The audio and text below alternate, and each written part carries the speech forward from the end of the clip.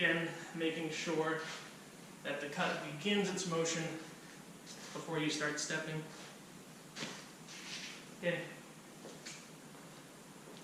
And the last preparation is the double downwards cut.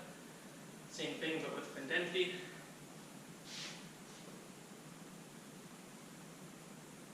So, beginning in Pedestra, short edge, long edge, short edge, long edge, short edge, long edge, short edge, long edge.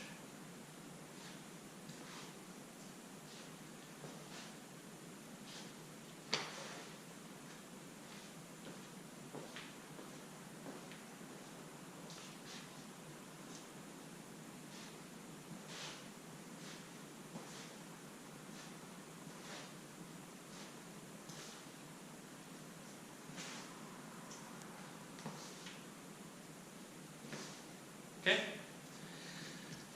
And the last thing I'll say here is that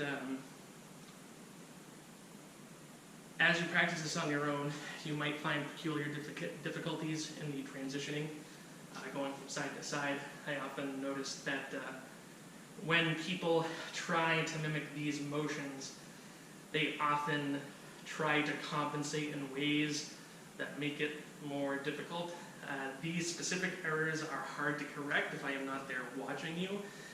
The simplest thing I will say is that your dominant hand should never change its grip on the sword.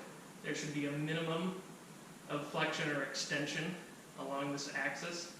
Okay? You should remain primarily in the handshake grip. Okay?